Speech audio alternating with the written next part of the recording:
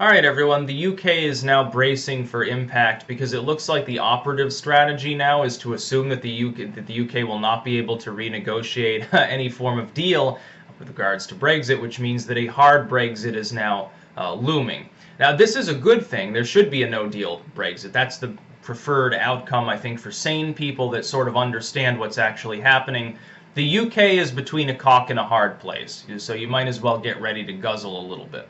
What's happened is that Theresa May deliberately engineered a shitty deal that she knew would not be accepted by the EU or by the UK, by the Parliament there, so that she could stall things out. And the first strategy was seeing whether the people would come around to the idea of a second referendum and say, oh, okay, well, Brexit's too painful, and then they would sort of lose their muster, and then they would want another referendum. They'd vote to rejoin or not trigger articles or whatever, and everything would be fine. That didn't happen. Overwhelmingly, the people said there shouldn't be a second referendum. The support for the idea of Brexit appears to have actually grown slightly in some segments of the population there, which isn't a huge surprise, but that happened.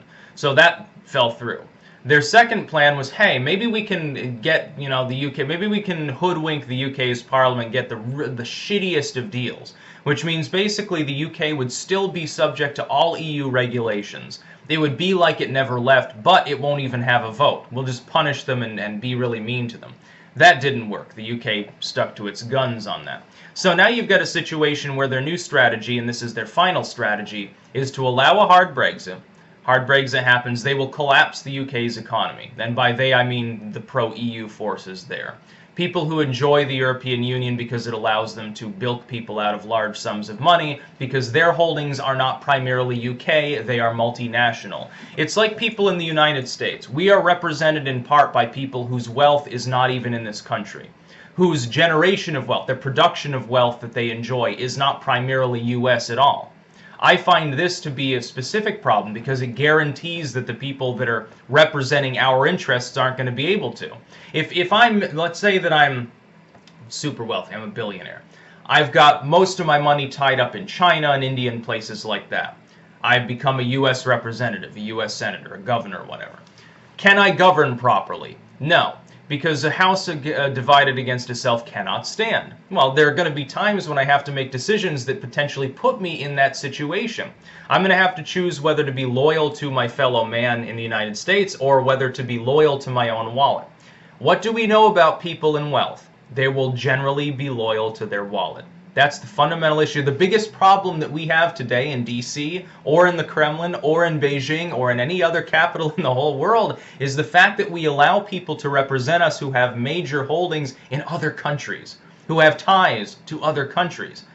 In that sense, yes, anyone who's sane would at least be a civic nationalist because there's no alternative. It literally doesn't make sense to have someone who has $1 billion in China representing DC. It doesn't make sense having someone whose money is all in Rwanda in the Kremlin. It doesn't make sense. They can't possibly govern fairly, at least insofar as governing the constituents that are actually paying them to do the job of representing them. It is not physically possible. Most of the time, they will act in a corrupt manner. So that's what they will try to do.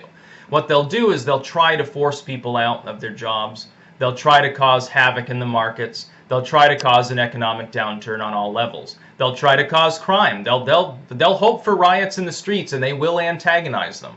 That's what exactly will happen all over the UK. People there need to brace for impact. Not because Brexit itself is a problem. It's not. It's the liberation of the UK from a tyrannical institution. It's a good thing. Brexit itself is a good thing. Would have been great if you had had someone who could engineer a proper deal, like if you had had Nigel Farage or Boris Johnson in the first place negotiating. That would have been better. It didn't happen, obviously. Theresa May was a Remainer. Barring that, though, Brexit's not a bad thing. Even if you never had a deal with the EU. You can strike a deal with the US. You can strike a deal with Canada. You can deal with the whole rest of the world. There is a world outside of Europe. I know sometimes people have difficulty understanding this. It's sort of like asking some McDonald's born and raised dude from Kansas, hey, what about the rest of the world? Oh, the world is America. Well, if you're living your life based on that very limited view, you might have a little bit of a slanted view of domestic and foreign policy. The same thing happens everywhere. I mean, the people are people ultimately on that count. A lot of ignorance in the world. The UK is looking around. So it seems like some people in the UK don't comprehend the fact that they have allies in the rest of the world. What about the Commonwealth states? What about the United States? We've been a big trade partner of the UK for a long time. We're trying to strike a trade deal, and then watch. Here's how I know there will be sabotage of your economy after October 31st. Halloween, no less. It's going to be a very, very exciting day, I'm sure, if a hard Brexit happens. Here's how I know there will be sabotage. The intercept leaks of the UK's ambassadors' conversations involving our president, President Trump, just happened to coincide with a period, a few months before Brexit. They sit on them forever. They just happen to release them now. Why was that? It's because our trade deal was nearing the end. They had to try to stymie that. They're trying to keep the U.S.-UK trade deal from happening because that will improve, as far as consumer confidence, the confidence of the British citizens in their own economy, because you'll have this deal. It'll be a good feeling sort of thing. Optically, it's a huge win. It's a strategic victory for the Brexiteers. Because then they're like, hey, look, there are other economies in the world. Wow, people forgot that there are other people we can trade with, that we can deal with, and we can actually make a profit doing so. And we don't have to get screwed by the EU, because they're not the only people in the world.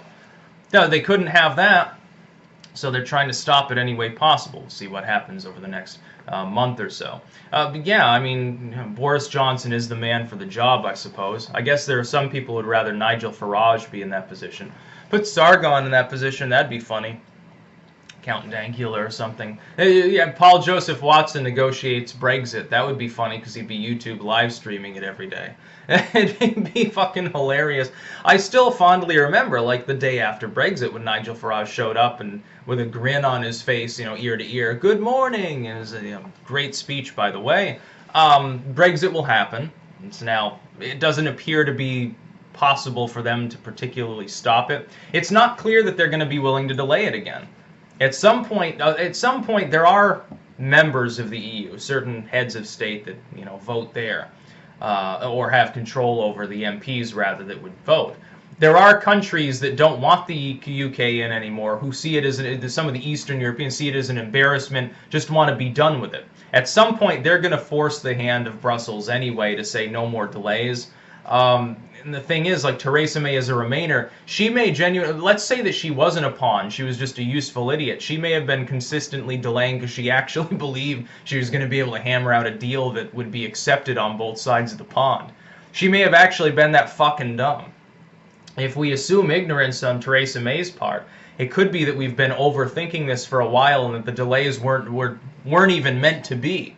That it's Theresa May actually, ironically enough, slowing down the hard Brexit that was desired by Brussels all along, simply so they could put the screws to the UK even more.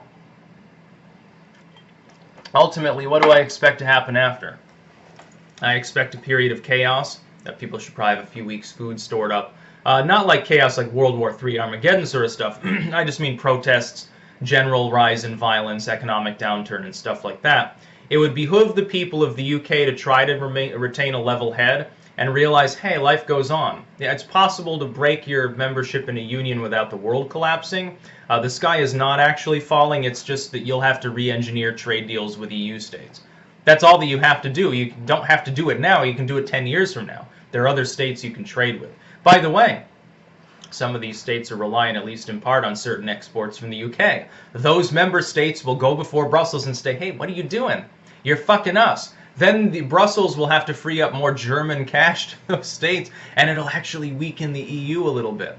It'll make them weaker. Just watch once Brexit is official. It's hilarious that you have to pay this big-ass fine, too, just to leave.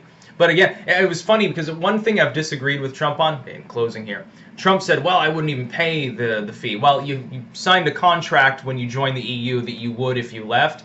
If you're going to leave, you do have to pay the fine. Now, sad as though that may be draconian and odd and shitty as it may be, you do have to pay the fine. Because otherwise people think that you're not a country of your words, and that's way, way worse than having a little bit of an economic downturn because of a bunch of globalists fucking around with your economy because they want that multinational sweet, sweet cash that comes mainly from war. War and drugs, and that's basically where their money comes from mostly. It's like the Clinton Foundation. They're not in Haiti for building houses, let's just put it that way. That's about all. Peace out.